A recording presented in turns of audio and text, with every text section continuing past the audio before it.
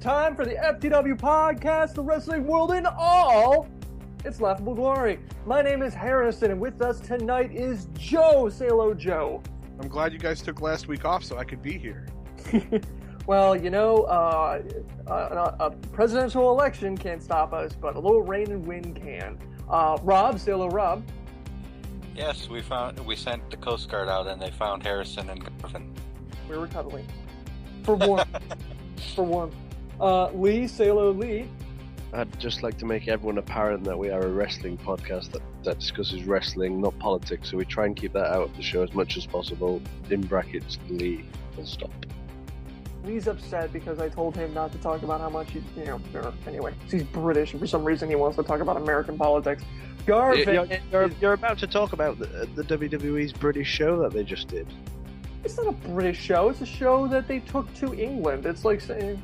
Alright, anyway. And Garvin is manning the boards. Tonight is episode number 138, and it's coming to you live on November 6, 2012. And tonight we finally react to Hell in a Cell, if you remember that pay-per-view at all. Plus, we preview this Sunday's Turning Point and try and cram 14 days of wrestling into one show. All that and our thoughts over the last 2 weeks that was in WWE and TNA. If you're new to the show, check out theftwpodcast.com for more about us and how to get involved in tonight's show, as well as upcoming discussions. You can find more about us on Twitter, Facebook, all those places. You can see those links and all that information was listed right there on ftwpodcast.com. Real quick, we're just going to dip our toe into the draft. If you're not aware of the draft, check out ftwdraft.com. For those of you guys involved, here's where we stand. Remember, 2 weeks before the playoffs. Right now, we got Lee in first place. He's pretty much a lock now at 134.5 for a playoff berth. Second place for the listeners is at Radio Influence, has 93 points. And this is where things get interesting because both Mike and Joe, Mike has 92 points. Joe, you got 89.5. So you were within spitting distance of a playoff berth if you can manage to beat Mike in these next 2 weeks. So it'll be interesting to see if you're able to do that. Diva Jill is in second place for the listeners with 84 points, and behind her is Connor with 77. 7 points, that's kind of iffy to make up, but, you know, 2 weeks and stranger things have happened.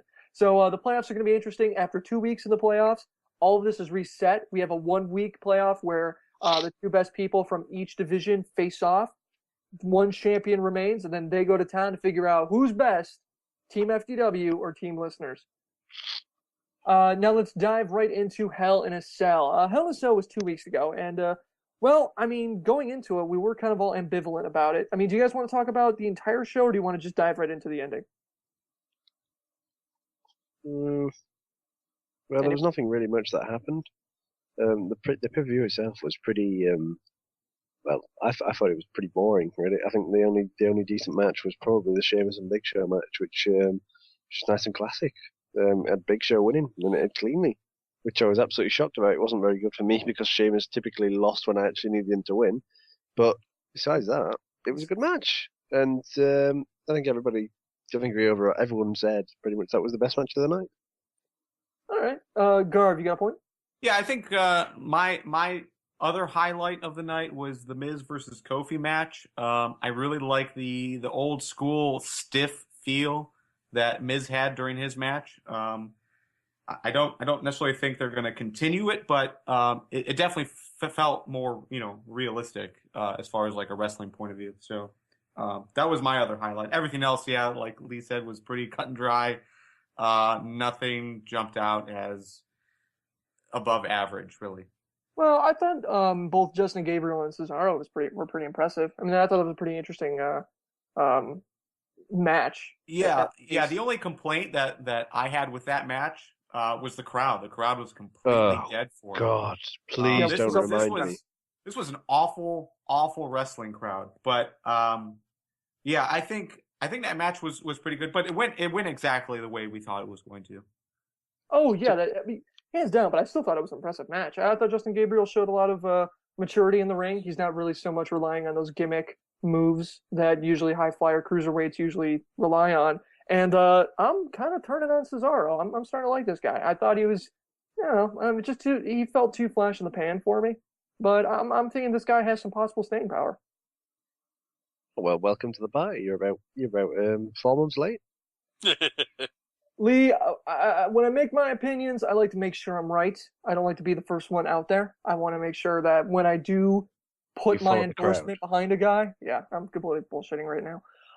What about the tag team match? Team Hell No, Rhodes Scholars. I mean, it was a DQ, so Rhodes Scholars won, but Team Hell No kept the belt. I mean, I don't know. I was kind of expecting more from this. I'm not sure.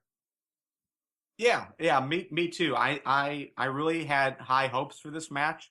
I thought for sure that we'd finally see something awesome from Rhodes Scholars, and really Rhodes Scholars is the first good team that Hell No has faced. As far as in our minds, it was exactly the matchup that you wanted, and they ended it so awkwardly, and it felt pointless at that point. It was a bit of a waste for the build-up, I have to say. But then again, to carry it on over to Survivor Series and then probably to TLC as well, you've kind of got to do that. I just think they're maybe playing the cards too early. The more I think about this, the more I think maybe there's just too many tag matches going on because they're very quick going to burn this out. I don't know about burning it out, but it just when you look at I just felt like the pay-per-view as a whole, it was kind of well, I don't want to get into that just yet. I mean, Rob, what did you think about the tag team match? Yeah, it didn't really make sense to me. I mean, the match should have been a lot better than it was, and the ending just completely. I'll go a step further. The ending really pissed me off.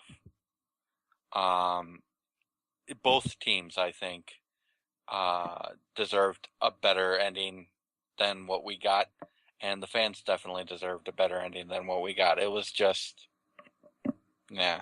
I almost turned off the pay-per-view right after that. Chat saying tag match was BS on two fronts. One, no real progression, which is true. There really wasn't.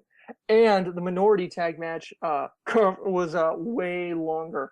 They felt like they were just holding it off. And yeah, I think I don't know about making the minority tag match thing, but yeah, Ray and Sin Cara versus PTP felt like it had more effort put behind it than the actual tag team championship match.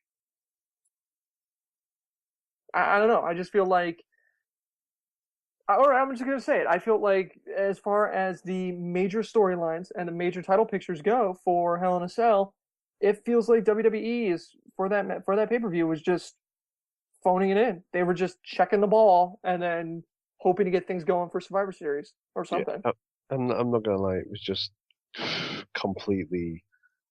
I've honestly forgotten half of the things that happened at Hell in a Cell. It was so unforgettable and it was so last minute that it was awful. But it wasn't awful. It was just not. It was not at all memorable. Waste of money if you buy it. It really was.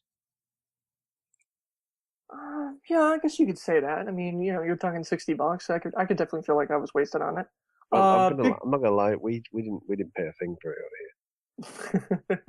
here. Chad saying Big Show versus Sheamus was probably the only awesome match of the night, in my opinion. Yeah, that match did deliver. All right, so let's just dive right into it.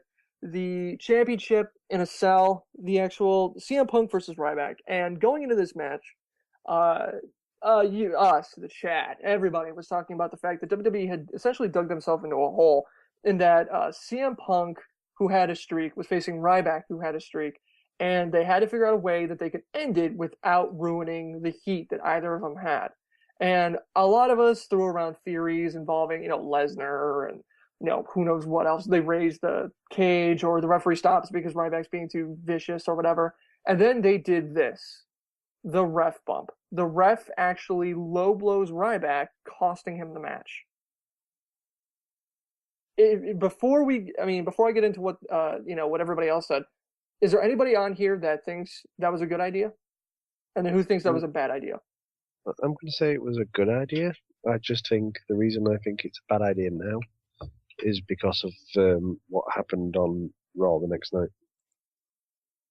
Okay, Rob, what do you think? No, referees. It's I'm almost speechless with this. Well, Referees. Go ahead. No. Go ahead. Go ahead. Make your point because I think I know the counter to your point. Referees shouldn't be attacking wrestlers. That was quite possibly the worst ending to a match I've ever seen in my life, and I've seen some shitty matches. Oh, give over. Well, he has a Give TNA over, fan. man. Christ almighty, it wasn't that bad of an ending. It was that bad of an ending. Well, to be fair, they did put themselves in that situation, but they did have to do something. And the minute you saw Brad Maddox in that ring, you saw it from a mile away that it was coming. It wasn't the worst ending in the world because they made Ryback look strong at the end. No, you want the worst ending in the world? There's an indie Fed match I saw only on YouTube where even the fans are complaining like, that was it? I paid $8. Well, I only paid $3 to get in. And it's these two guys. It's like a clown fighting a boxer, and it was the worst match. I mean, this is worse than Sandman sleeping on a guy. I will find the link. I'll have it. I'll put it up on the Facebook page or something. But you guys have to see it. That's got to be the worst match. Anyway, but to go to the topic, I like the idea. I like the idea of that they used Maddox the way they did, because it was something we weren't expecting, and it gives them another way to introduce a new character. Except, like Lee said, once you saw who the referee was, you saw the ending coming a mile away. I didn't realize he was an FCW guy. I mean, I did. Bad wrestling fan here, but No, Joe, you missed it though, because he was the guy who screwed up Punk's call against John Cena. Yeah. That's right. That's right. Right. No. I'm sorry. Go on. Well, I want to kick this to Garvin real quick before we. He's the Heath Slater of referees. Got it. Yeah. All right. Garv, you got a point? Yeah, I mean, I'm actually still pretty torn about this. I'm leaning towards liking it because they are going somewhere with it. It wasn't just like a one and done thing. That would have been a complete waste. But at the same time, I mean, what did we spend, at least 2 or 3 shows doing, trying to figure out how they would, accomplish, this match and still do a few things. One is keep Ryback strong. The other is keep the streak alive for CM Punk, or not the streak, but his title reign. And they did it. They accomplished it without going the obvious route, which is what we were calling for, which is have Brock Lesnar come in or someone else get involved, or have CM Punk use a weapon of some sort. Instead, they went something completely different. And yeah, okay, if you realized it was Brad Maddox, sure, it could have been sort of obvious, but it wasn't obvious to me. My thing about it going in is that I going into the pay-per-view, I made the point that I was looking at this as like not so much how the match ended, but how does WWE write themselves out of this situation with Cena? I mean, they got Cena, Punk, and Ryback. They have to get this to work. This is, for me, it was a thing of like, I want to see what these guys can do. And how it happened, I still believe I am just absolutely disappointed. And this is where they go with it. It isn't the fact that, I mean, if it was, even walking anybody in, it was like an opportunity that they had. Problems create opportunities. They give you a chance to take a step back, reassess where you are, and maybe go in a different direction. Maybe try something new and fresh. Maybe do something completely off the wall and something that would have bigger implications than what's going on at the moment.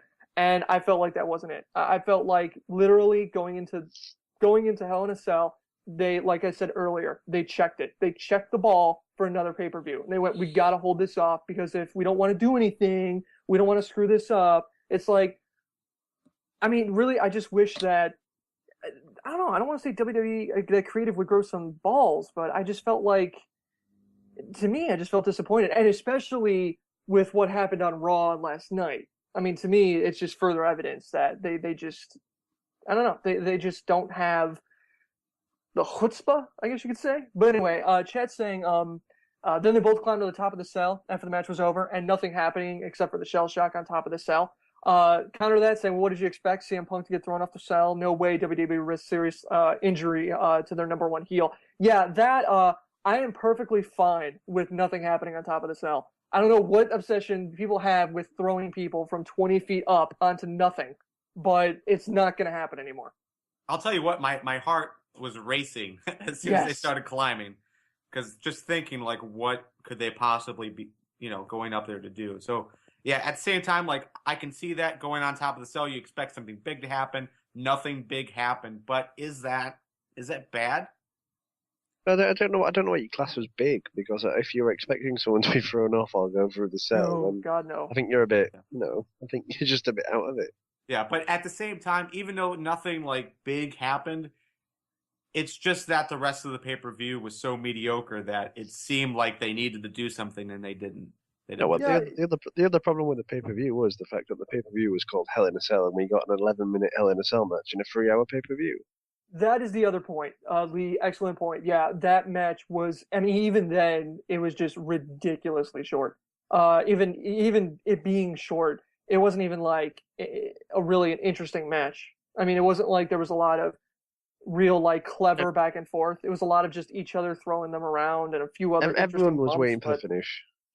Oh yeah, I mean that's. I mean, so maybe I don't know. At that point, you might as well just tease it out.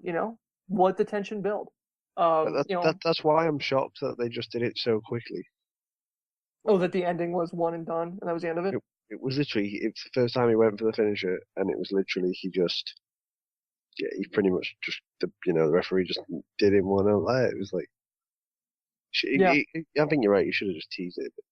Yeah, that was my other problem with it, is that it was just the one and done, and that was the end of it. I mean, look, going into it, a vast majority of their audience, especially in the stadium, was looking at this going, well, it's got to be Punk or it's got to be Ryback. How do they handle it? And I really think WWE missed an opportunity there to take maybe 5 or 10 minutes and play with that. Have them go back and forth, or have someone do a run in, but someone else runs in and stops them, or something big. Make it a bigger, a more grandiose moment than it was. I mean, that was very. I would have bought that from TNA. Then again, Not from the organization that does WrestleMania. We did have a crowd that had their staples in their mouths and had some form of sitting on their own hands and were generally the most quiet people I've ever met in my life. They must have been really, really tired, like some people on this show that are talking. And I know I'm tired, but I've got a reason. They paid for that event. And it's a WWE pay-per-view. Even if it's the worst card in the world, you're there, you make the impression, you give the atmosphere. You're the one that does it. Are you saying that if we charged you to be on here, you would put more effort into it? I'm sorry, if you charged me to be on here?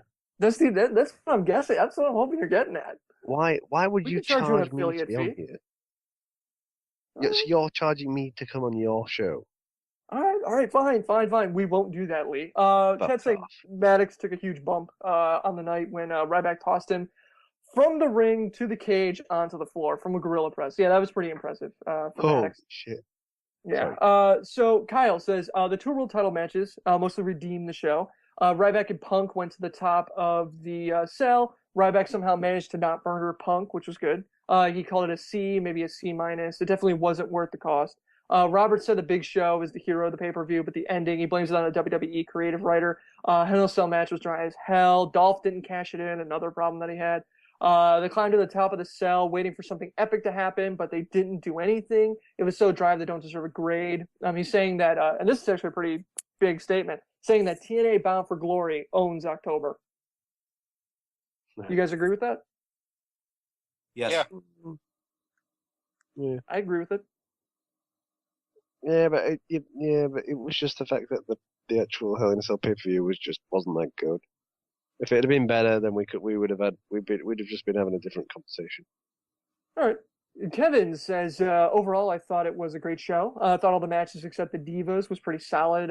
B, best pay-per-view in almost a year. If not for the way it would have ended, it would have been an A grade. I'll give it a B+, but it's on the stupid way that Ryback loses the streak and the title match. Wasn't a B or a B minus. I mean, he just kind of gets down into the nitty gritty. Nick says a dead crowd. It was a slow, plodding 11-minute main event with very little action and piped in chants at the end. I don't know about that one. That's basically how he'd surmise it. He was ready to get behind Ryback. He likes him, but based on this match, he didn't think he was the next guy. He hadn't looked forward to a pay-per-view this much since Money in the Bank 2011. That was one of the best pay-per-view shows of the last 15 years, and this was not. That's another thing too. This was a real opportunity to really catapult Ryback, and I guess for Nick, it just fell short. So the predictions themselves, as for who actually won, it was a tie between me and Lee, but mostly me. So for 4 out of 5 of the last pay-per-views, I have been first, and this is why. No, I'm sorry, Lee. I'm mistaken. All of you. I apologize. I'm mistaken. You did not win. It was Mike and I, but now you and I are tied with 4 pay-per-views. Yeah, but we're not doing. We're going by match, not by pay-per-view now. Yeah, no, I'm counting pay-per-views and matches right now. In the lead with the most pay-per-view matches predicted correctly is Lee with 36. Second is Rob with 32, and then Garvin. What you've got to remember about this. What you've got to remember is I only started in like May or June, so so technically I should be miles ahead of you. Don't care, Lee. Point being that you and I are essentially tied in pay-per-views predicted. All right, so moving on to Impact. Impact from a couple weeks ago, we couldn't do it because of Hurricane Sandy, so we're just going to dive right in. First off, Rob, we got to discuss this a little bit here. They changed the commentary team. Basically, the first hour is done by 2 guys, so I can't remember their names. And then they changed it, and it seemed like the energy died. Do you think they should just get rid of Taz and Tenay and move in with these new guys? I know it's probably popular to think that, but unless I'm wrong, I mean, I've never been to Orlando Studios. I haven't been in the Impact Zone, but I seriously doubt the crowd is hearing what the commentating team says. They don't hear them. Right, I would assume it's like the WWE where you don't hear the actual commentators, so you can't blame that. I would blame more the energy dying.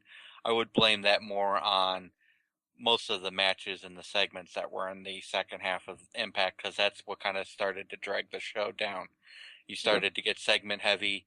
There were a couple of matches that were really bad quality that dragged the show down and took the energy out more than Tenay and Taz did. Okay, but I mean, as far as the new commentary team, do you like them better than Taz and Tenay? Well, JB I think makes a decent commentator. Not too sure about the new guy yet. I don't have a problem with Mike Tenay as such because I know they're never going to get rid of him because he's got way too many friends in high places. And on top of his connections, he's basically like the WCW version of JR. He knows so much about the wrestling business. They're not going to get rid of him. He's too much of an asset. He's a walking Wikipedia entry. Okay, that's fine. Now Ryan wanted to give props to you, and he's saying that you, Rob, saying that Aces and Eights as an on-the-fly production last week was the most refreshing shit he'd heard in years. So kudos to you on that. After this week, no problem. I'm Who's sure Ryan? Some guy who wrote in. We're gonna find out where he lives and track him down. Oh, I don't know him personally. Ryan is one of our top listeners, aren't you, Ryan? Is he? Yes. Well, Ryan, is he in the chat? I'm glad you listen, but don't ever say anything like that again. Just let me know. Lee's just cranky because of the time zone difference. After this week, do you still feel that way, or does it seem like they have a long-term plan for this now? And you can kind of answer that given what happened on Impact last week. No, I'm going to stick by my version. I mean, I'm really glad for the compliment. Thank you. But I still think that's true. I think TNA is trying to put together a plan. They're trying to line something up, but they're not sticking with any one part of that plan with enough consistency to make me believe that there's a long-term plan there. So I'm going to say I think it's still on the fly production. Okay, that's fair enough. All right, moving on to this past week's Impact. We're going to talk real quick. We're just kind of buzz through a few things here. Big thing, though, gut check. Christian York facing Zema Ion. Now, just, a little bit behind the curtain thing. Garvin lives rather close to me, and because of Hurricane Sandy, he was without power, so he came over to our house and we watched it. Or he came over to my house and we watched it. We were both really impressed with Christian York, not because of the fact he is technically a professional wrestler, because he wrestled in TNA at one point already, but he looked, and we actually said this a lot on Twitter, if there had to be a person to win the gut check challenge match, the first person to do that, Christian York looked like the guy to do it. He looked good. Rob, I mean, what did you think? Yeah, when he hit his finishing move on Zema Ion, I was just like, holy shit. A, because it was a pretty neat finishing move, and B, because, I was thinking the same thing. I mean, everybody goes on, TNA tries to push Zema Ion as like this great wrestler, and then they put him in the ring with Christian York, and Christian York showed just how much of a rookie Zema Ion still is. I mean, even though he ended up losing the match, I think Christian York took Zema to school. I wouldn't go that far, but I can see what you're saying. I could definitely see your point. But yeah, as far as so do you think there's any chance in hell this guy is not signed? Oh no, I think they're going to sign him. I mean, like you pointed out in the introduction to it, he's wrestled literally one match with TNA already. He's a very polished professional. He's got time in the industry. I think they'll give him another. I think he'll get the contract, especially since the X Division needs talent right now. Yeah, exactly. What I don't understand about that though is why would he not win? And not only that, why would he not win? But if he hit his finisher on Zema Ion, it didn't put him away. How am I then supposed to take him seriously when he comes in? Just to butt into that, Lee, how do we know that's his finisher? This is the first time we've ever seen him. YouTube, man, YouTube. I didn't quote. And to me, it looked like a finisher type maneuver. It could be. It was treated as such. Oh, yeah. Sure. It was treated and pushed as such, but you see it all the time in professional wrestling, especially in the WWE. People hit their finishing move and then their opponent kicks out. Finishing moves are no longer finishing moves. Yeah, but that's different though. That could be in a match where the guy's established. Like this guy's just coming in. Well, the point is, I think the legitimate reason why you didn't have Zema lose that match is because it really would have kind of killed him. I mean, he dropped the title to RVD, a veteran, and now he loses to Christian York, arguably a veteran. I don't know. I can see the point of having Zema Ion win that, but I really think there's a missed opportunity here to get Christian York the victory. And like we're saying, get him in the X Division. That thing needs bodies. And that was something Garvin and I were talking about a lot last Thursday, was this guy is seriously contract ready. And assuming he does get the job, which I think we're all agreeing he will, do you then kick him to the lower card? I mean, do you kick him to Ohio Valley, or do you bring him up? I'd give him a contract and I'd put him right in the X Division. Right now, even though we have a whole history, I mean, we have a list of people who won the gut check and have not started wrestling with Yeah, but compare those guys. I mean, you look at Christian York, and he is ready. He looks like a guy who can definitely fit into this situation now. You look at Alex Silva and all the rest of the guys that went through it, and they still look super green. Yeah, York did not. The other winners, especially when Joey Ryan is perfectly well and definitely deserves to be on the show. Out of the other winners, I don't think there's any winner yet who has 10 years experience in pro wrestling. Christian York has like 16 years experience. And I think that's the other aspect I want to open this up to. I really like the idea of bringing in, as basically, like you're saying, a 16-year vet into the gut check, because then it kind of opens it up saying, this isn't going to be young guys. This will be guys who need second chances, third chances, guys who we look at and we see them wrestling, we go, I don't care if you're 30, if you can do it in the ring, we want you in TNA. And I like that aspect. I mean, that's kind of the unsaid part of this, and I really like that. Right. I mean, and it really builds on what like Taz and some of the other judges from Gut Check have been saying with, go out, get experience, prove that you can do it. Yeah. Christian New York's been in the business for 16 years. He proved that he's proven that he can do it, and he showcased in the ring that he could easily fit in TNA Impact right now. Okay. I got 3 more things that we got to. Well, 2 more things. Wait. I want to take a step back, Lee. What's wrong with Joey Ryan? Well, Lee, I don't care. He didn't win. He did not win the contract, so he's allowed to be moving. Also, from the live chat, Joey Ryan is the cool thing to hate, and I think that's all Lee's trying to do here. He's just trying to hate on Joey Ryan because he wants to be all awesome. Live chat hooligans, bingo. That's exactly it. I was trying to think what I love about this guy so much, and you're right. You just love to hate him, and it's cool to hate this guy because it's like, god damn, you just feel like if you shook his hand, it would be greasy. You're better than that, Lee. I'm not better, but I'm not. You trendy fucking hipster.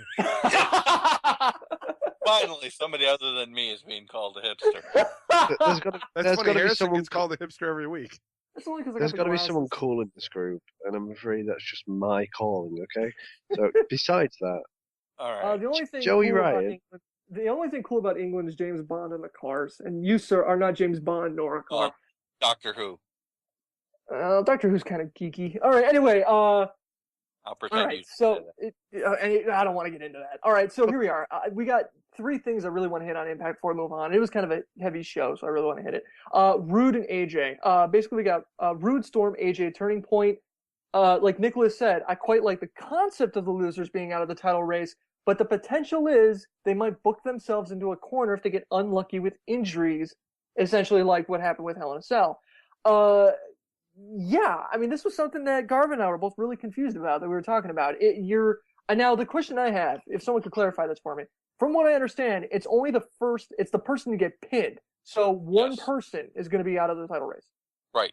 Just the person who gets pinned. Right. So, do you think that's a wise idea? You're going to remove them entirely for the title race for a year. What happens if they do get unlucky with injuries? I think TNA can afford to do that. Unlike, like Nicholas goes on to say in his comment, unlike WWE, TNA's got Kurt Angle, Jeff Hardy, Mr. Anderson, Bobby Roode, AJ Styles, James Storm, Bully Ray, Austin Aries, and even RVD and Sting if you need people in a pinch. TNA has a lot of guys that they can put up in the world title race. I think they can handle having a race, having a big high stakes match like this.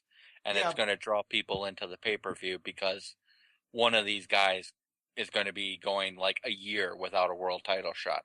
Yeah, but Rob, I mean, is it like, okay, so we look at this as not being an issue for TNA in general, but what about the guys that are involved? I mean, Robert Roode and James Storm both built their major storyline on for the title. To remove one of those guys, I think would really hurt them. AJ Styles, you remove him from the title race altogether, and it's like what? AJ Styles has practically been out of the world title for a while. So is he the guy that is most vulnerable here? Like is that the guy that you remove out because he hasn't been involved? Possibly, but like we said time and time again, while Roode was champion, the feud between Bobby Roode and James Storm has grown so much that you don't need the world title to continue their feud, their storyline. Right, they can beat the crap out of each other with the title on the line, without the title on the line. Right, Rob, and for that feud, it doesn't matter. But let's look beyond, because it's like it's been said, it's going to be over a year, or about a year. Is that feud going to last them a year where neither one of them could need to be involved with the title at this point in their careers? A 2-year feud at this point? I think out of the 3 guys, you could easily have somebody. it's probably not going to be. If I had to bet on anybody losing this match, it's probably going to be AJ who takes the fall. I'm right there with you. And that way you keep Rude and Storm in the title race, because I don't think TNA. I'll agree that I think removing Rude or Storm from the world title race is a bad idea. But All right. at the same point in time, Well, TNA does have the depth where they could afford to do it if they want to go risky. Okay. Yeah, that's a really good point. But I do want to bring up a good point. The chat brought up Destination X 2013. Anyone can hold the X Division title and cash it in. The only person who's desperate enough to win it is Robert Roode, and being that first guy to lose as well. And then saying that putting their money, another person in the chat said, putting their money on Robert Roode to lose, and he'll find a way to sneak back into the title shot. That's another avenue that TNA can go in. And really, if you want to contrast and compare, look at how we're discussing just this thing right here. This is a very bold and very, you know what, let's just do it, type of attitude that I wanted to see come out of Hell in a Cell, which we did not see. Right. So, I looking at this, I mean, whether or not you agree it's a good idea, kudos on TNA for pulling the trigger on it. Because it's like, well, if you're going to do it, they're going whole hog. They're going a whole year for it. And they got something that you hope they got something in their back pocket for it. The other side of it is aces and eights. And there are avenues available. Like, let's say AJ gets eliminated. He can jump in the X Division, get the X Division title at Destination X. He can trade that in for a world title shot. Right. So he's gotten around it.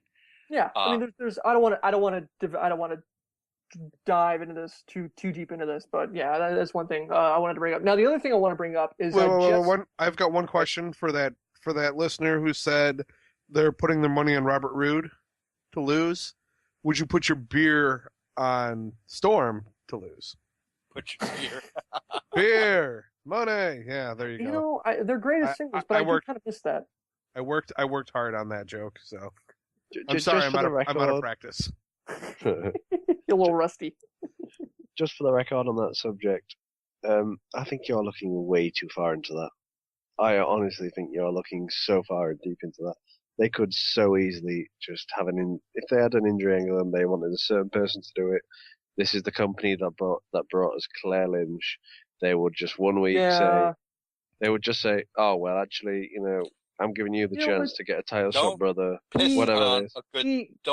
Don't piss on TNA rolling the dice, Lee. Were you just about to say don't piss on a good storyline there? Lee, you know what? Just keep your bucket of cold water over there.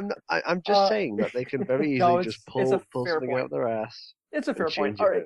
Okay, we got to move on. Okay, so Jesse defeated ODB. Now here's a question I have for you.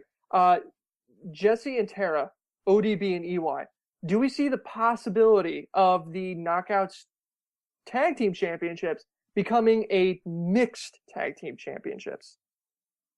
This was something Garvin and I were talking about earlier. So we had this discussion like a few months ago, didn't we? Oh yeah, we did, didn't we? Yeah. So what do you think about that? I mean, do you think that there's a possibility for this to kind of see what's going on about this? It might lead to it at some point in time.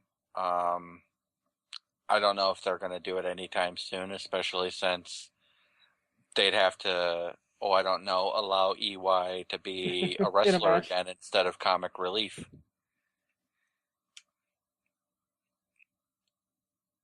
Yeah, the only thing that I would add to that, Rob, is that, I'm totally with you. It's just that there isn't enough other mixed tags that are like this to push it, especially when, if you want to read the rumor mills, it sounds like EY is on his way out because his other TV show got picked up for another season. He could be out for another few months at least. So you may take the titles off of him at that point and have this match at Turning Point. But after that, I don't really see a future. Right. Because if you're going to make it a mixed tag team title belt, you have to do one of two things. Well, to make it a full-time mixed title belt, you need to get more mixed tag teams and a division maybe. And I just don't see enough pairings for that. I don't think they have enough women on the roster to do that. That's the other thing too. I mean, what are you gonna do? ODB and Christ. EY against ODB and No, somebody else. That'd bring be a in great match. no. Here you go. Jesse and Tara, after they win the titles, they take on Mickey James and James Storm. Where's Mickey James? James So Squared. so it's Mickey James Storm. Exactly. Mickey See, All Joe right, saw where I was going with that. all right. So moving on. Here we are, Devon and Bully. The match that we wanted to see never really started. Both sides kind of brawl. It kind of fell apart. Greg wrote in saying Aces and Eights is terrible. This is clearly the main storyline in TNA right now, and it's clearly a failure in his eyes. Hogan and Bischoff trying to again recreate the NWO, and not well. Fortunately for him, this storyline is tainting the whole product. It's sad because the in-ring product is great. Here we are going into Turning Point. I mean, it's not the go-home show, but yeah, I mean, well, yeah, it's terrible. It's not exactly paying off. However, if the live chat hooligans are any indication, Luke Gallows was an amazing swerve, and I agree with them. Swerve or Well, nice reveal. surprise? Maybe not swerve. Reveal, whatever. Saying, excited about Luke Gallows. Luke Gallows looked actually way better than Devon did when they revealed him. Why not just reveal Luke Gallows at Bound for Glory? It would have been better than Devon. Gallows looks so much more threatening as a character in the group. I totally agree with all of that. Luke Gallows, he looks like a really, really strong addition to this storyline. What that means for it going forward, I'm not sure. Rob, what do you think? There's hope for the storyline with him being brought in. I like the fact that they're starting to kind of reveal who Aces and Eights is, but at the same point in time, I can understand the criticisms that I can understand, though I don't quite agree with the criticism that Aces and Eights is just yet another remake of the NWO, because again, as I've said, that would require that TNA had a plan, as opposed to just like, shit, what do we do this week? Oh, let's have them throw a dart at the board, and whatever TNA talent that dart hits gets taken out. Okay, now next week we're going to forget that, and we're going to go over here and do this. And then this week, we're going to go way over here and do something completely different, which is exactly how the storyline's been going on. Okay. I have to say that I think the company, in fact, no, it's not just TNA. I think it's WWE as well. I think they've both been leading with the completely wrong storyline. Like TNA have been leading with Aces and Eights, and it's not that bad a storyline, but it's just not the one they should be leading with. And WWE are now leading with a god awful Claire Lynch remake. I think they've just, I don't know where the priorities are at the minute. It's really weird because they're in a very similar situation. I agree with that, Lee. Both companies have better storylines that they could be running with as like the main storyline. Yeah. And it probably should be as well. Yeah, I don't know. I mean, I look at Aces and Eights and I think there's a missed opportunity here because TNA is kind of billing themselves as the company that brings in outside talent and really build them up with gut check and stuff like that. And my hope was with Aces and Eights when they started revealing people is that this would be like the avenue for them to bring in some really solid heels. So like Luke Gallows, Matt Morgan would have been a great choice too. And they could have built it like, this is under the assumption that someone like Eric Bischoff is behind it all, saying, well, I'm building the company that I want, and I want these guys in because it builds controversy, and it makes for good TV, and it kind of fits with that whole thing, but of like peeking behind the curtain and all that. And I'm kind of with Lee. It's just like, well, Aces and Eights, it's like, yeah, it's okay. It's just like you're saying, not really something I lead the show with. Joe, what do you got? With Impact? Oh, I'm sorry. My bad. I was a little bit behind on the chat. All right, so that was Impact. Any final thoughts before we move on to SmackDown? Not really. I mean, just real quickly, I agree with the last comment we had on Impact. I think because TNA is not living up to the full potential of the Aces and Eights storyline, and isn't leading with some of the better storylines they've got right now. It is starting to drag their product down, which sucks because the in-ring product is really good. I would say their in-ring action is probably on par with, maybe even better than what the WWE is doing. Okay. All right, that's fair. What I will say very, very quickly as well on that is the fact that I'm not the only one who noticed it, but their editing, their cutting to commercials and stuff like that, it's got back to that pace where they just try and throw everything at you in 2 hours, and it's just too fast. It just goes on. I'd agree with that, Lee. TNA really needs to step up their production a little bit. Like, we don't need to hear the producer yell, "Cut." Oh, God. Oh, by the way, the Jeff Hardy fought, it's not for me. Just saying. All right, that's cool. The VO. When he's putting on makeup. All right, Joe. Now that I'm going to cue you for real on SmackDown this time, because the other one was a practice, because you haven't been here in a while, so I want to make sure I'm nice and warmed up. What do you think? I'm pretty sure he's warmed up for other reasons. Little worn out too. I mean, getting out of bed in the morning must have been knackering. After being in nice sunny Florida and then waking up here where it's like 40 degrees, yeah. Anyway, SmackDown. No. Well, when you have matches like David Otunga versus the Great Khali, you kind of go, ugh. How could you not love that match? I think Gav's got a point, to be fair. There you go. Joe, the gauntlet's been thrown. How could you not love that match? You know what that match needed was, the three-man band. Or a point. Hornswoggle dancing around the ring as well. No, it needed he slid into his one of his new 5 moves of doom where he does the one-man band air guitar and he smacks you in the back of the head. Yeah, there you go. There was that horrible match. Any match with Great Khali just really drags. Oh, serious? Just no. And apparently Natalia's got a thing for him now. After checking out the size of his hands, how disturbing was that scene? To be fair, if he's got that bigger hand though, just imagine when he's knocking one out, he'll be thinking he's got such a small dick. He will be so embarrassed.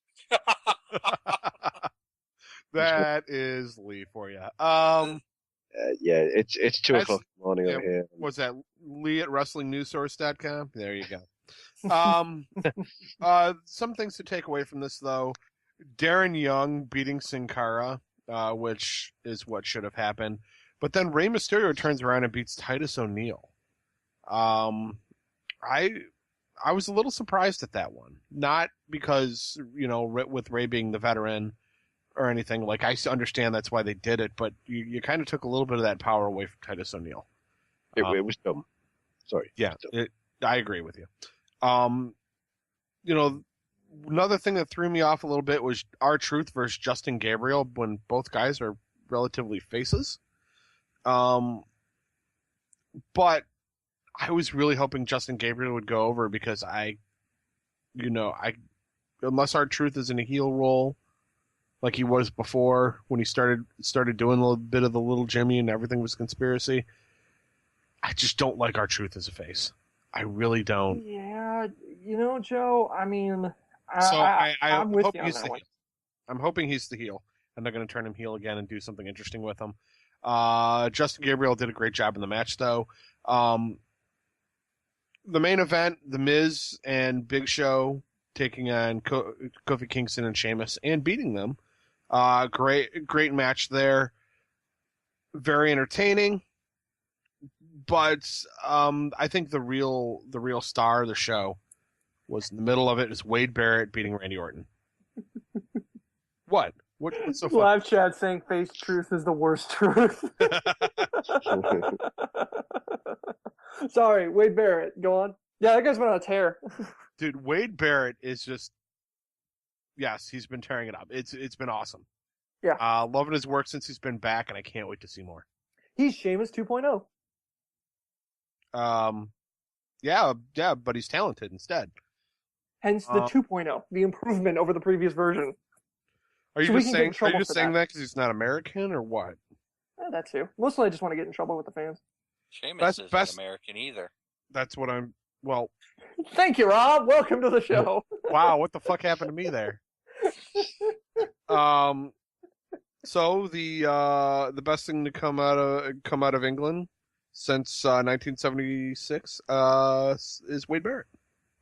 Okay, what about, chat's saying this. Gabriel's really been stepping it up as of late. How do you feel about that? How do you feel about Justin Gabriel, since he made the move from Superstars? Now he's on SmackDown a whole lot more.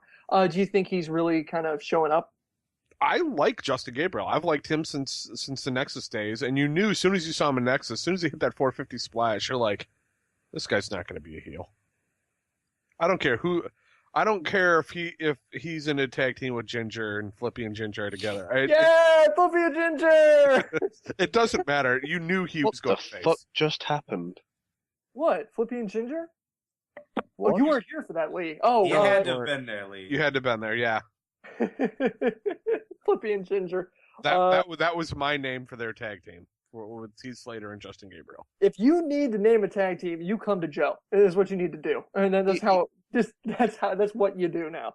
Yeah, You sounded like Harrison. You sounded like Barney had just hugged you.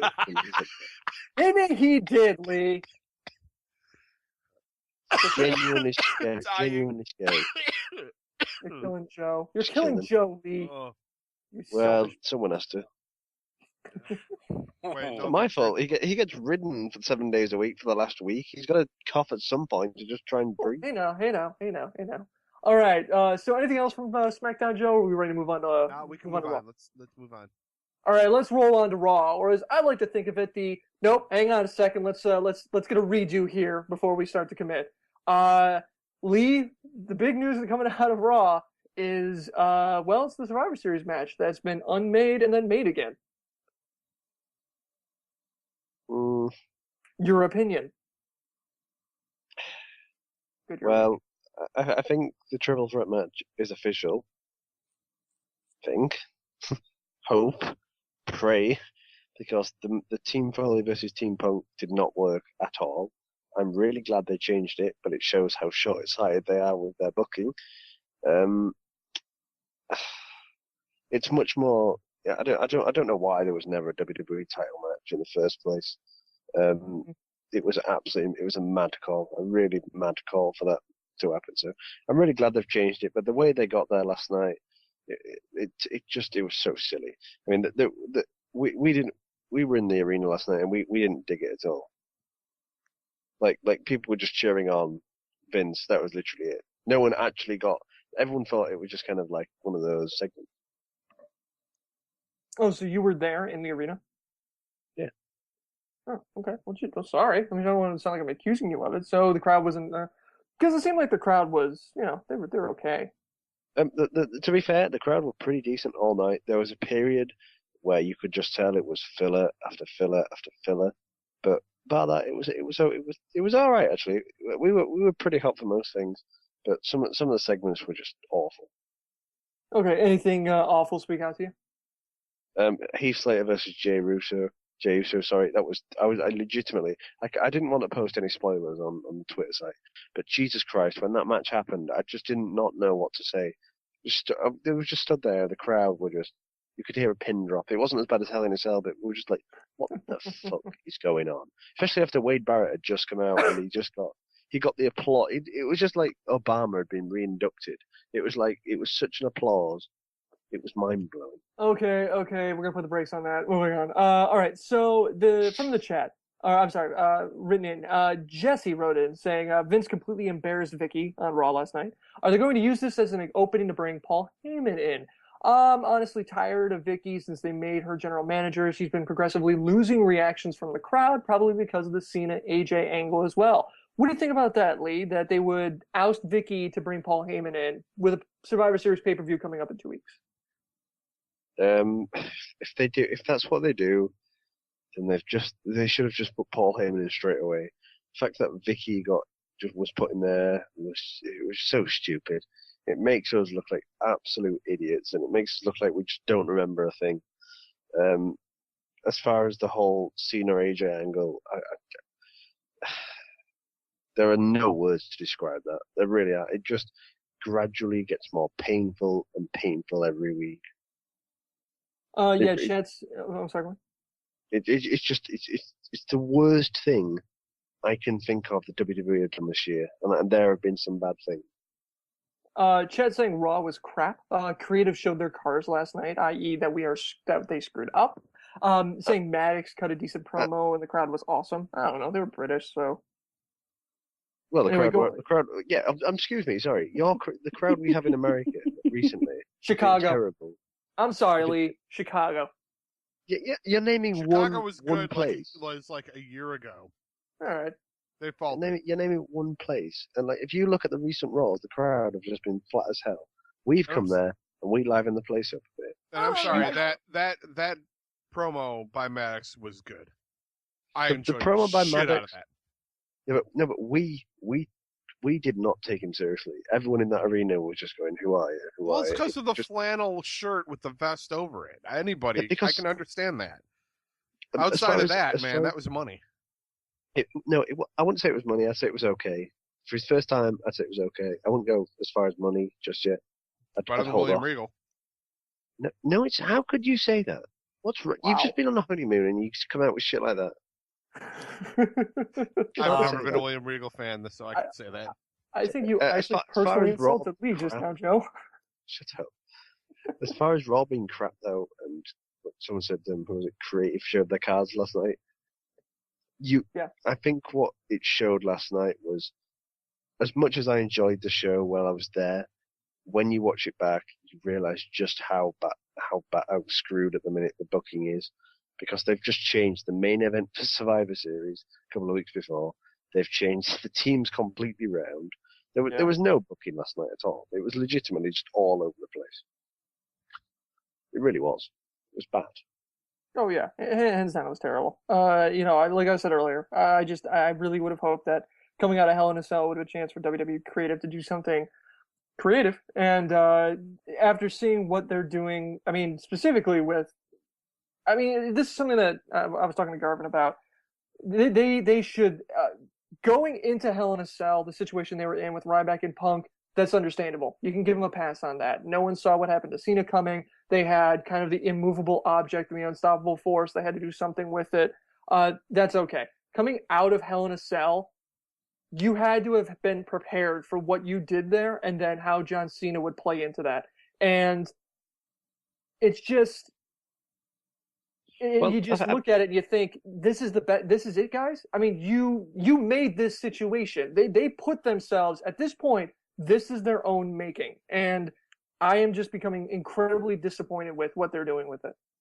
Oh, yeah. I mean, the reason Hell in a Cell pay-per-view is so bad now is looking at the Raw afterwards. You know, we get the Raw afterwards, and there's no mention of Brad Maddox. There's literally no mention of that pay-per-view. They just moved straight on. They didn't reference half of the shit that they did that the previous night. And it was just like, they just gradually moved on.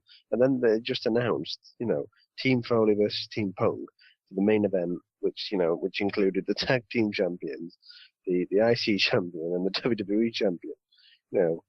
That's 3 matches wasted in my opinion. To be brutally honest, I wouldn't mind so much if the IC title and the tag title weren't defended, but you've got to have the WWE title defended.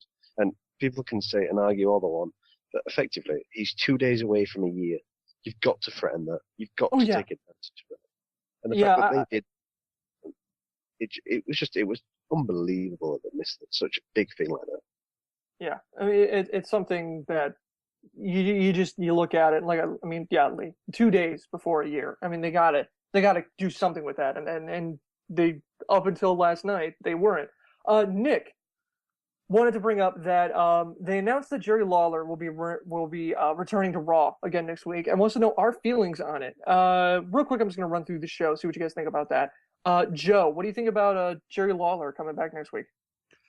I think for the fans it'll be a good thing because everyone wants to see Lawler after the tragic incident where he had the heart attack, ringside. It'll be good to see Jerry back, but in the long run, I would like them to continue with the team they've got. Okay, Lee.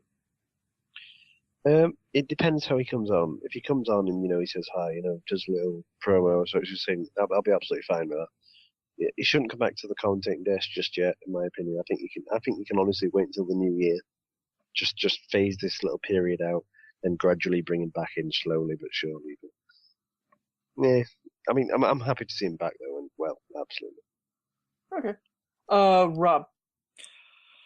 I think I'm kind of with Lee here. I don't think he should come back and try to jump right back into commentating. I think he should come out, maybe a little segment, give a quick promo, thank the fans for caring about him, stuff like that, and kind of slowly progress into things.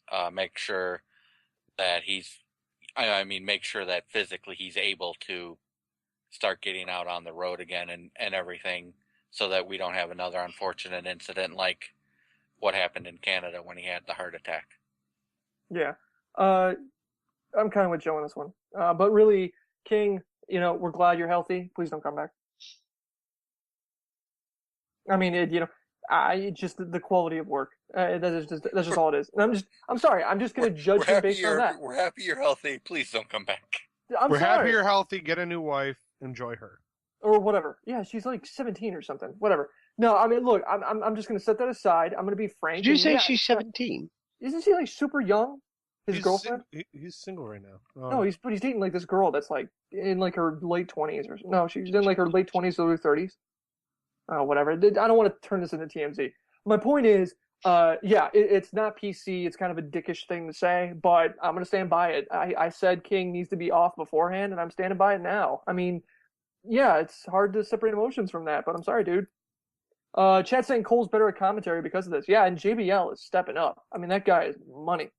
I mean, the best part is, best part about JBL is when he screws up and then references himself screwing up later in the show. It just tickles me. Because it's something I should probably be doing. All right. JBL tickles Harrison. That's what we're taking away from all this. He's climbing. Does he cup the balls too? Yeah, whatever. It's cold outside. He really should. Survivor Series. We've got Survivor Series pay-per-view schedule. With our pay-per-view special scheduled for 3 p.m. Saturday, November 17th. And we'll be discussing the card in full that night. But we're going to take a few minutes to discuss what we know right now because of the whole debacle that is a Survivor Series match as it stands right now. And let's be honest, there's 3 shows, so who knows what's going to happen next. For the Survivor Series match, it's the traditional one. We got Team Ziggler, which is Ziggler, Rhodes Scholars, ADR, and Wade Barrett versus Team Foley, who we did not see last night. I'll tell you now that it's Team Orton. Oh, so you think they're going to switch Foley and put in Orton, and it'll be Team Orton? I already know they're going to do that. Oh, come on, Lee. Spoilers, buddy. No, it's not spoilers. I'm telling you now, it was on Raw. They advertised it on Raw. They just screwed it up. They didn't show it during Raw. They just flashed a little thing. It's in Team Ziggler versus Team Orton. Are you serious? Yeah. Oh, God. All right, anyway. So, Team Foley or Team Orton, whatever you want to call it. Kofi, Team Hell No, Orton, and a party to be named later. Basically from what written in. Do you think WWE missed a chance of making the Survivor Series important by dropping Punk and Ryback from the 5-on-5 match? I mean, what do you guys think about that one? I'm just going to get out there and just say I'm glad they got rid of them, removed them from that match. And they put them in the championship. Well, Lee, yeah, your point's well known. Anybody else think this kind of hurts them having Ryback and Punk in there? No, I think them being out of it actually will give the other guys a little more room to work. You don't have you actually get a WWE title match at the show because you're not going to make Punk work 2 matches. And 2, then you don't have that thing that just looming, like heavy cloud over the match where everybody else is cannon fodder. Yeah, that's a fair point too. Rob, what do you think? I'm pretty much with Lee here on this one. I've got really nothing new to add. Okay. I mean, I don't know. I'm looking at this as just like a debacle of their own making at this point. And for me, as far as, I'm just going to be kind of like sitting back and watching it and just going, God damn it, Joe. Just going to be sitting back and watching and seeing how WWE digs themselves out of their own hole. I mean, are they going to actually grab a shovel and go deeper, or are they going to figure out something else? I don't know. All right, so, Fabe.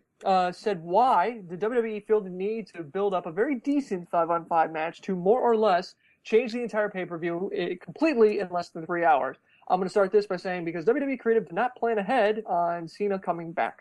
And that's the failing that is very evident right now. Anybody else want to chime in on that? Yeah, I mean, yeah. We just, we've hashed it out pretty deep. All right, that's fine. Yeah, I think Ziggler's team's going to win out of that, though. All right, that's cool. Ronald said, I'm glad the WWE changed the Survivor Series main event because last week it made no sense to put CM Punk in that match, like Lee said, with the WWE champion and not having to defend the title on one of your biggest pay-per-views of the year. I don't know about that. I know there are a lot of fans that are upset. But let's be real. The pay-per-view lineup card last week looked weak and gave us no reason to order the pay-per-view. That's a fair point. The fact that, you had the belt wrapped up in the match. It was kind of heavy. Jed's kind of saying that, what about a Miz face turn, making Miz the heel, making Miz the hero, to help Team Foley beat Team Ziggler. What do you guys think about that one? Yeah, I think that's pretty weak. Although I like the idea of Miz being the sole survivor or being the guy who makes the final pin. Going back to, was it last year he did that as well? No, was it Bragging Rights? Where he was the sole guy. Yeah, he was a part of Team Johnny, and he was the one who won the match. Right. Yeah, that was for Control. Yeah, so I would like to see Miz take on a similar role with that and be just like, look, bitches. But I don't think he's going face. So you don't think a face turn is in his cards? I don't think so either because... Not right now.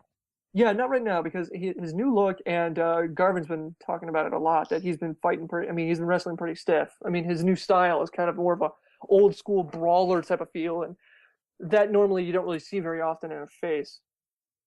See that more in a heel, or maybe a tweener. Lee, Rob, you guys got anything to say about that? Maybe Miz doing a face turn? Well, I have seen kind of like the stiff brawler type look done but in like you said, in more of a tweener role. I don't think the fighting style necessarily would preclude a face.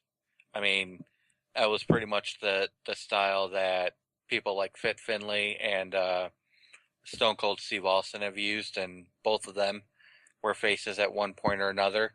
Mm-hmm. William Regal uses that kind of a style, and he's been a face before. Okay, yeah, that's a fair point, Rob. So. I mean that is a fair point to bring up. I do want to mention that Lee, since Lee was at the show last night, we have a photo from the event that suggests that Foley is actually out, and it's called Team Orton. There's nothing official on WWE's site, and there's nothing official on the Survivor Series site either. But it looks like it was probably just another mistake on WWE's part for airing this graphic, and we have it. We'll post it to our Facebook page as well, so you can see it, where it says Team Orton versus Team Ziggler, and you can see that everybody. I mean, other than that, it's exactly the same. Everybody's lined up, and we have the one missing person for Team Orton. All right, so for the posting in live chat. Oh, cool. Now we got the odd man out. Big Show versus Sheamus. Anybody think Big Show's going to drop the title 1 month after winning it? No. So no, the only way he would do that is buy a Money in the Bank cash in, and it's not going to happen. Okay, so you're thinking staying power. Yep. Okay. Rob, you agree with that? Real quick, yes or no? Yeah. Okay. Now, as it stands, WWE Championship, we got CM Punk versus Ryback versus John Cena. Do you think Punk wins, or do you think some kind of stipulation gets put on, maybe a Punk versus Cena match on Raw the next night to cement the year? Or, I mean, what do you think? I mean, do you think this is going to be a straight three-way match? And do you see Punk losing? Just so you know, sorry, really sorry. It's not Raw where it's the year. It's SmackDown taping that's the year. It's the Tuesday, not the Monday. No, I thought it was the Wait, it is? Okay. It's the I know that's it. It made me wake up a little bit. I thought it was. I could have sworn it was the Monday. Well, regardless, do you see? Leave it to the WWE to confuse people, especially lately. All right. Regardless, do you see Punk losing it? The pay-per-view before essentially 2 days before, 2 days shy of the year. I don't know. Rob doesn't. Anybody? Nobody does. So you guys think it's going to be Punk all the way? All right, that's fair. Well, you almost have to keep the title on Punk until he faces The Rock. I mean, I don't see any other big, good story right now other than Punk versus Rock for the title. It's tempting to say he'll lose though, so he won't break the year mark. And Cena could then grab the title, and then Punk could win it back. Well, I was going to say, well, it doesn't. I mean, Punk can still win. He could win the title. He could lose the streak and then win it back before he has to deal with Rock. So yeah, that's kind of, I don't know. That's kind of kludgy. That's not really That's not a very elegant solution. This is coming from the company that gave Kane a 1-day title reign. That was awesome. Not we to got mention, Katie Vick. not to mention, this is from the company that has had people literally have the title for seconds. I won the belt. Oh my God! I just got my ass kicked, and my belt's been taken from me. Rest in peace, Crash Holly. Rest in Crash peace. Holly. All right, so that's Survivor Series as it stands. Who knows what clusterfuck we're going to be walking into in a week and a half. But here we go into Turning Point. Speaking of upcoming pay-per-views, also coming up this Sunday is TNA Turning Point. We'll be having our full Turning Point discussion this Thursday at 10 p.m. directly after Impact at FTW Live.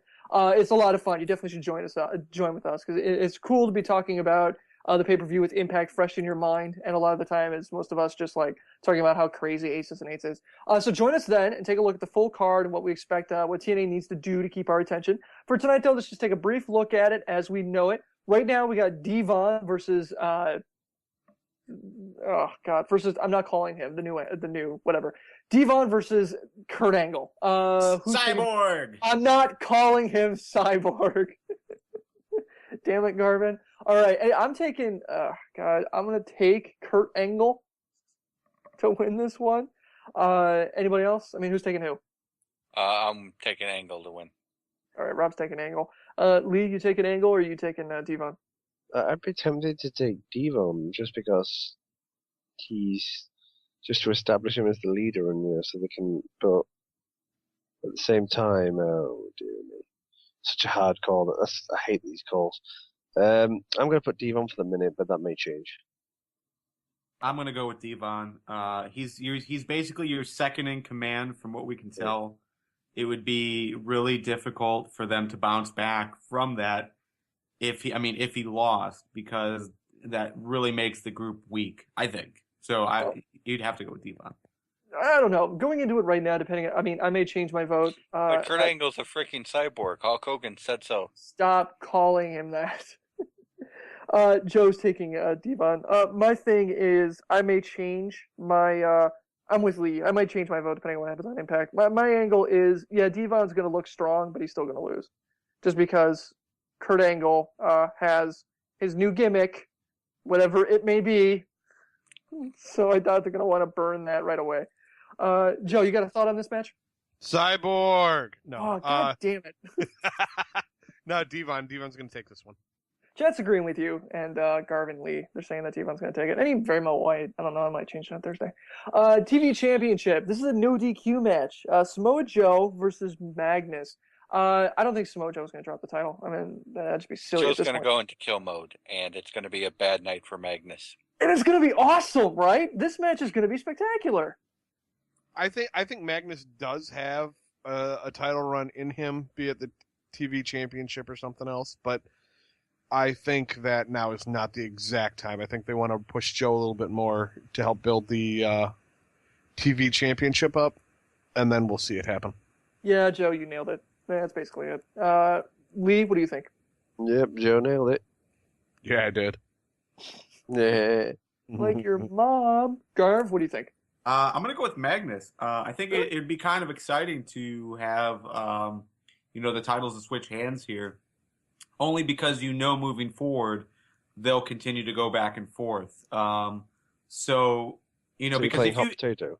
Well, no, not necessarily hot potato, but I mean, like they will continue that feud, and that feud is really nice right now. It's a good highlight of Impact. So, but if you keep the title on Samoa Joe, I mean, that's like a fourth or fifth consecutive match that Magnus has lost against Samoa Joe. What else can you do with them? You know what? That's a fair point. Yeah, that's my only concern. And at the same time, they could have like a dating show type, like a newlywed game type thing going on. That sounds like a good idea to me. How do you know your boo? And then they got to guess answers for the other one. That'd be pretty awesome. Lee, I understand what you're saying about the hot potato thing, but at this point, the TV championship, I don't think it would really be tarnished by being bounced around a little bit. I mean, it's already so fucked, it doesn't matter. Exactly. And at the same point, like Garvin is so often wanting to bring up, it's supposed to be defended every week on TV. So if it bounces around, if it's being defended 4 times between each pay-per-view, I don't think it bouncing around a lot is that big of a problem. Yeah, and at the same time, I mean, you look at the past TV title reigns, and Devon held it for months. Before that, EY held it forever. So you look at Samoa Joe with a long, lengthy reign, and it's just another title that, you know, doesn't really have anything different about it. So it'd be nice to. I think this would be a good spot. This is the right situation to have it switch hands right now. Okay. Yeah. Garvin, you convinced me. I'm picking Magnus because I think that would be exciting for the division for that to happen. Hey, Harrison? Yes. Cyborg. God damn it, good show. I know what you're going to get me for Christmas, too. You're going to get me, like, one of his shitty... There's going to be a shirt, and you're going to... Oh. Anyway, world title, number 1 Thanks for the idea, sir. This is... Oh, God. I already got my gift for you and Garvin. You guys are going to get the same gift. It's going to be awesome. World title, number 1 contendership. This is the one that we were talking about earlier. The losers... whoever loses the title will not be... Or whoever loses the match will not be able to compete for the title until Bound for Glory 2013. And it's just the one person, as far as I'm aware. So they might have to clarify that. Is it the one person or is it 2? Just the person who gets pinned. Okay. So at this point, let's pick a winner, and then let's also pick who is the loser. So I'm going to say, I'm going with Storm is going to pick, and I'm saying AJ is the one that actually loses. Okay. Just because... Oh, no, go on. Rob, you were going to say? Yeah, I'm with you on that. I think Storm's going to win, and I think AJ Styles will be the person that will be unable to compete until Bound for Glory 2013. See, I think you're both wrong. If AJ is going to be the one who takes the pin, why would James Storm? No, not for me. It's Robert Roode who's going to get the win for me, because it just makes more sense. Okay, so then you're saying AJ is the one that takes the loss? Yep. Okay. Well, so far we're unanimous on AJ. Garvin, you want to round us up? Well, first I wanted to bring up the live chat. It seems like everyone in the live chat is suggesting that Robert Roode will lose, but they're kind of mixed on who's going to get that pin, either AJ or Storm. Really? Personally, Joe, what are you doing? I don't know anyway. Yeah, I don't know. I'm going to have to go with AJ with the win as well. And wait, you're saying AJ to win? We're all picking AJ to lose. He's going to be the one that is pinned. You're saying he's going to win?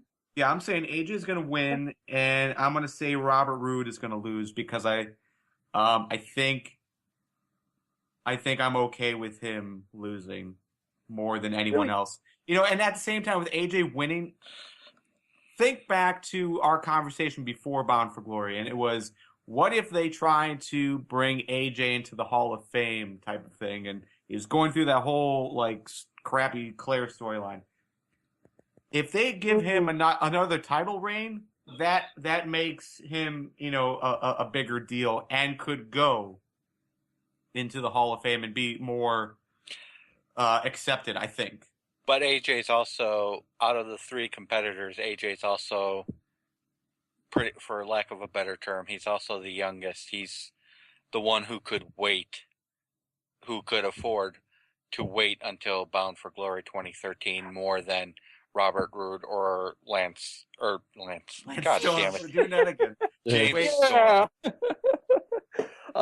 Wait, I'm going to have to double check that. You're saying AJ is the youngest of those 3? There's no way. Robert Roode's the youngest. I'm not talking youngest like in terms of age. I mean, he's. What are you talking? Yeah. So what are you he's saying? He's got more accolades than both of them put together. Right.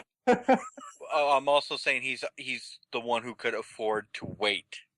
So what's until that have 2013? To do, you know, in relation to youngest? That's what I meant when I said youngest. Out of the three of them, he's the one who could most afford to be put off until 2013, Bound for Glory. Robert Roode or James Storm, if you're going to give them a title reign, if you're going to keep them in the title picture, you pretty much have to do it now. AJ's the one who can sit and stay the longest. Yeah, Right. yeah. Okay. James Storm probably more so than any others because he's already been put on hold for like a year. Yeah, I don't know. I look at this and I can think of three really interesting scenarios. The one that Garvin brought up, if AJ wins, because, it would help cement him for the Hall of Fame next year, which would be great. Robert Roode, if James Storm was one and then Robert Roode lost it, I mean, I think that'd be interesting because the kind of like shrewd heel come from behind, he like scams his way. Here's my prediction. Oh, okay, go on, Joe. Okay, so I see James Storm winning this match. But I see AJ being the one to take the pin. And I see AJ just being put on hold. He could win the Bound for Glory series and then challenge at Bound for Glory. I always get confused if the title match for the Bound for... No, okay, he could win a Bound for Glory and then the following pay-per-view. Yeah, then we get. I wouldn't start thinking that far ahead. I don't even think they know what's going to happen next month, let alone next year. So. Oh, I agree with you. I think we're outthinking. Speculating. Oh yeah, I just think we're outthinking it, and it's something I think we did with WWE as well. Like we're just thinking way too far ahead. All right, that's fair. Let's just. We really got to burn through this because, we got the in-depth show on Thursday. We could do this all day. X Division Championship, who you taking? RVD. I'm sorry, this is speculation matches. We'll just skip these. Terra and ODB and RVD and Joey Ryan. Tag Team Championships, Chavo Hernandez versus Kaz and Daniels. Who's picking who? I'm going to say Chavo and Hernandez retain just because they just got the straps. Anybody else disagree with that? I'm going to go with Crow and White and Supermex. All right, so. I'm going to go with. Lee, real quick. I'm going to go with Chavo and Hernandez. Hernandez. All right, cool. World Championship match, ladder match, interesting twist. I thought that was very, very good. That should make for an interesting time for Austin Aries. Jeff Hardy versus Austin Aries. Anybody think that Austin Aries wins his strap back? I do. No. Rob does. Lee says no. I'm going to have to agree with Lee. I mean, it's Jeff Hardy ladder match. There is no way in hell that Austin Aries is going to win. If he wins it back 1 month after Jeff Hardy's won it, no way. Okay. No way. All right, Joe, who are you picking? Yeah, guy who gets busted for possession. I'm going Jeff Hardy. I didn't have enough time to process a good. That's fine. Joke. Garf, who are you taking? Paul's taking Hardy. Yeah, sorry. All right, that's cool. Chad saying Mexicools is going to take this one, and Austin Aries is going to take that thing. All right, so we're going to do our reaction to one last week, the week before. On 137, we talked about Jeff Hardy and TNA's decision to bring in a personalized world title and why we thought that was a bad idea. We got a few comments about that on our YouTube channel. DJ Clean Style said, I think that the $1 Million Man started the custom title thing after Andre sold the title to him, and he was stripped of it 2 minutes later. Yeah, that's fair. I kind of like the $1 Million Man. I thought that was a great gimmick. Lively 1972 said, I think CM Punk should have a custom title WWE thing with a big lightning bolt on it. So, I don't know, like a Flash logo. On Facebook, Robert said, if you win the WWE Championship or the TNA World Heavyweight Championship or any title, would you personalize your title or just leave it alone? If so, what kind of title would you make? Real quick, guys, if you did win it, would you actually personalize the title? I think I know Joe's answer for this. Joe, would you? I'd maybe change the color of the leather, but I wouldn't change the panels. The panels, I mean, you got to go something classic. I mean, wing. You know what? Maybe I would. Maybe I'd change. If it's a WWE, I'd go back to the wing belt. Okay. Classic winged eagle. Lee? Depends which belt I won. If I won the WWE title, I'd change it because it looks awful now. I'd change it in some form of with a British flag on there, with just to put my name on there and just dot it around, and generally just change the image of it completely, just with my head maybe spinning around, just so you know. Rob? It's just part of the franchise. Yeah, that's fine. Rob? No, I would not personalize the title, any title that I won. I'm from the school of thought that if you do that, you're making yourself out to be bigger than the title, and no person should be bigger than the title. This is why you fail as a heel. Well, I'm not a heel. I'm with Joe. I would change the color of the leather. I like the idea of doing that. Like, that would be your thing. Whatever your predominant color is at the time, that's what the strap color is, and that way all the actual the metal stays the same. I like that idea. That's very classy. Gary said, do you think WWE writers are legitimately copying TNA with their AJ Cena and Brad Maddox storylines? Lee. If WWE are, and there's probably a good chance they are doing this, they've managed to do something absolutely incredible. They've picked the worst bit of TNA storylines in the best bit of TNA's recent history and put it onto WWE TV and made it worse. So I've got to give props to WWE for doing that, because I've never known that. I've known WWE to do some stupid things, but if genuinely they wanted to copy from TNA because they realized the product was going up and they found that to be the best thing, then I'm going out the window now. All right, that's fair. Rob, what do you think? Yeah, anybody who thought the Claire Lynch and AJ Styles storyline was bad, check out how, as Lee said, WWE has managed to make it worse. And it's even more embarrassing for WWE now that AJ Styles has come out on TNA and called WWE out on it. Damn it, Rob. Yeah, too right you should have done as well. Too bloody right you should have done. All right, Joe, what do you think? What? Really? Rob said it. All right, that's fine. That's fair. That's a fair point. My thing is, I don't know if they're legitimately copying, but part of me hopes that there's some kind of like weird one-upsmanship going on between these two creative things. So they're like, oh yeah, well, we'll take your shitty storyline and we'll show you how it's really done. And then it turns out to be worse. That's what I hope, because that'll just be the ultimate Schadenfreude. I think that'd be great. Ultimate Deke on Twitter said, do you think that we'll ever see Cena become an authority figure? He kind of plays an anti-authority face type of thing going on. Lee, what do you think? He's already an authority figure. I'm sorry, go on. He's already an authority figure. He just does what he wants. He's not going to get fired. He's not going to get punished. He's not going to get fined $250,000. He's not going to be put into a match versus the Great Khali, which is surrounded by barbed wire, steel cage, Punjabi prison, you name it, whatever. It's just not going to happen because he is John Cena. All right, that's fair. Joe. No.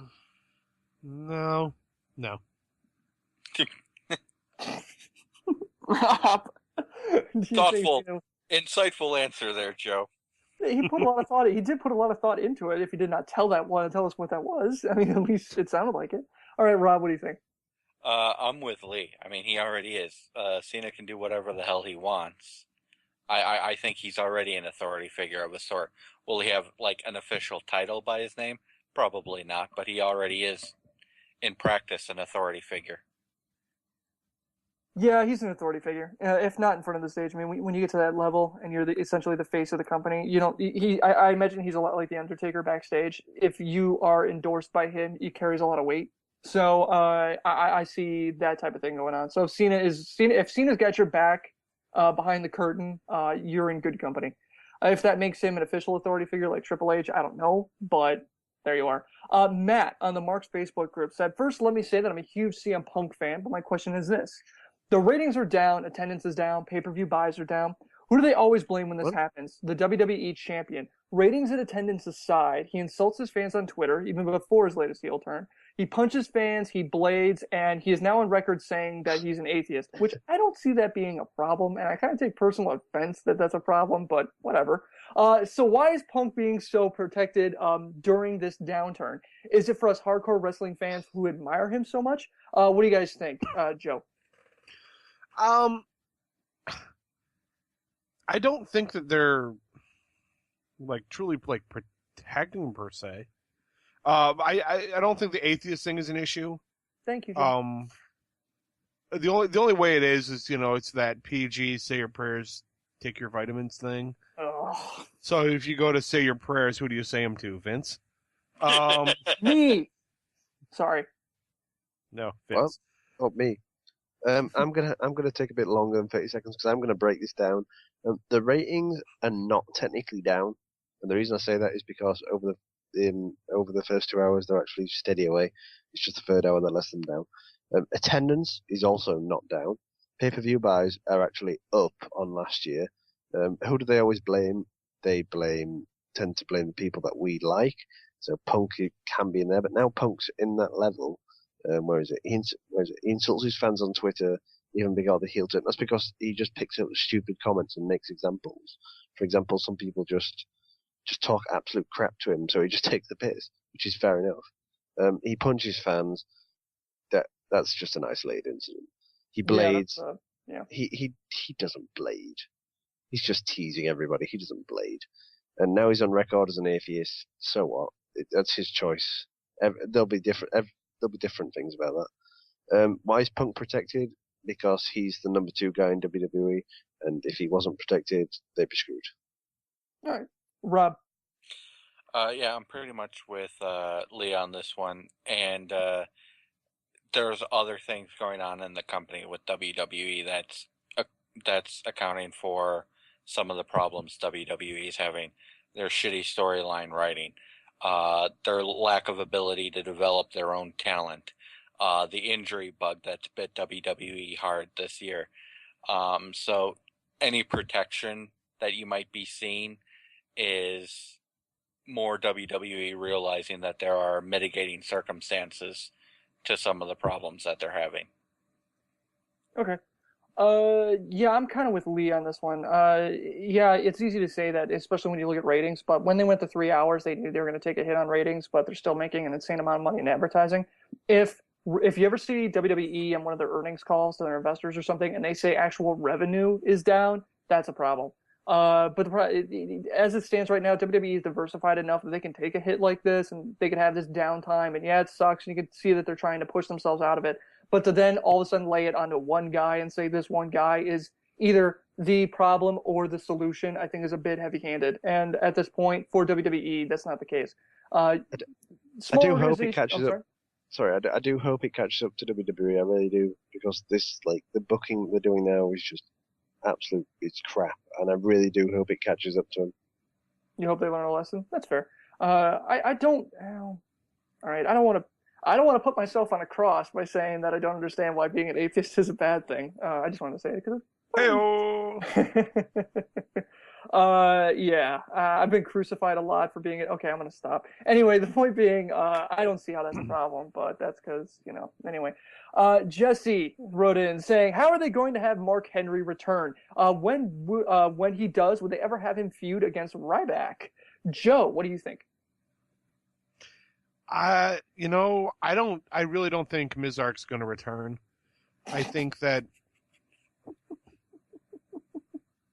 Sorry. I don't think he's going to return. I think he's pretty much done. He's pretty much said that. He'd like to return, but he says he's pretty much done. If he does and fights Ryback, I don't know if Ryback really needs that. That's a good point. No, that's a good point. Lee, what do you think? I think he's coming back. I don't care what you say. I think he's coming back, and I'm gonna probably say he probably could come back against Ryback. Seems like quite a good guy for Ryback to work with. Henry's such a. Right. Rob, what do you think? I won't rule out a return for Mark Henry, but I think it's highly unlikely. If he does come back, the only way he'd fight Ryback is when they're ready to end Ryback's streak. Well, they kind of already did.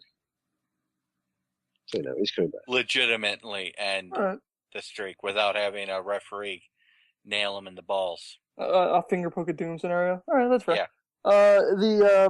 I'm Rob with you. I'm with you. I wouldn't rule it out. I mean, he did so well. He did so well in this last push, and we were all really impressed with him. And we were like, how amazing that this is coming at this point in his career. And then kind of dropped off the radar. And I'd like to see him come back just to see if maybe he can kind of recapture that, or if this is kind of a resurgence, or if it was just lightning in a bottle. So maybe just test him, run him around, put him in a couple dark matches on some house shows, see how he does, and if it's good, then yeah. As far as the feud with Ryback, I'm with Joe. I don't think neither guy really needs that. Mark Henry would basically go out against a one-man band and get instant face pop for that. Time for win, fail. Women wrestlers aren't getting paid? Why do you do a job? Here is your win. You do any job, and fail is to fucking get paid! of the week. Wins of the week. Go, Joe. I've got 2 wins of the week. The first being JBL and Alberto Del Rio sitting next to each other on SmackDown. It's like the merging of a gimmick. The only one they needed was $1 Million Man Ted DiBiase. If you could sit all 3 of those guys together, that's like 3 generations of money. Do you figure that like with JBL and ADR, that the two of them sitting together, it would have been like collapsing on each other like a neutron star, like positive and negative poles on a magnet. They just would have like sucked into each other. That would have been cool, except you've got like, let's say, Ricardo Rodriguez in between, so he's like this like head sticking out of the top of it. It's like a merged person. Or if every time they went to say something, they both said it at the same time. JBL starts speaking Spanish. The other win I have, it's a video that popped up from early on in friend of the show, Judas Coltrane. He used to go, when he was in the ring early on, I guess he went by 2 Live Len. And he was in a tag team with Chris Sabin. Oh, yeah, you told us about it. And it's just crazy to watch this match. I mean, it's old, but seeing that was one of my wins of the week. So, Lee, your win of the week. Our crowd. We were good. Rob, your win of the week. My win of the week has to be AJ Styles taking the pot shot at WWE, calling them out for their shitty rehashing of the Claire Lynch storyline. I like that. It combined with the triple threat match that TNA is doing. I like to see TNA getting bolder and deciding, you know what, we're gonna start moving forward. Okay. Garv, what's your win of the week? This is not necessarily wrestling related, but us related. Our Facebook page, it seemed to blow up over the last couple of months, especially the last 2 or 3 weeks. We're getting so many comments and Ask FTW stuff through there, and it's just really awesome to see, and we love having those conversations. A special shout out to Jorge M. Parra, or M. Pereira. Sorry if I'm mispronouncing it. Yeah, that's my job. This guy is basically one of the most hardcore supporters we have. Likes just about every post we put up. That's good to see. But Jorge, get involved in the conversation. Yeah, it's one of those things where it's starting to get to the point that we might want to consider doing a completely separate show called Ask FTW, where we just, because you guys are throwing so much at us, it's hard to pair through and it's all so good. All right, I have 2 wins of the week. One is like Rob, when AJ did his pulled his shoot on the AJ Cena storyline. That was so money. Oh man, Garvin and I, we had to rewind it because we could not believe that happened. And then, like natural wrestling fans, we looked at each other and went, "That was awesome!" And then immediately we're diving into our phones to talk about it on Twitter. The other one is from the chat saying Lee is the heel Michael Cole. Yes. Yes, he is. Live chat hooligans, you guys are money each and every week. Lee is the heel Michael Cole. Yes, he is. All right, going on to I'm sorry. And speaking of which, AJ, I'm sorry. Your wins of the week. AJ taking the jab at WWE. Rey Mysterio and Sakara doing millions of dollars dance. And Christian York on gut check. Yeah, he was phenomenal. AJ Styles pot shot at WWE. The main event was best WWE programming by far. And the English crowd got a special shout out, Lee. So there you go. I hope that wasn't you with a special screen name to make yourself look good. Fails of the week. Joe, your fail of the week. My fail of the week is actually me for laughing to myself when you guys are talking about Rude and AJ, and I kept thinking that AJ Lee was going to kick Robert Roode's. So yeah, That would be pretty awesome. Oh, She Joe. shows off as a knockout and just kicks Robert. every time we say AJ now, I think AJ Lee, not AJ Styles. It's ridiculous in my head. And... No, that's fair, man. I mean, that totally throws me off. Every time I see AJ written down at the dock, I get confused, trying to figure out who it's for. All right, Lee, your fail of the week. Go, Lee. Okay, I'm gonna have to go for it. Linda McMahon.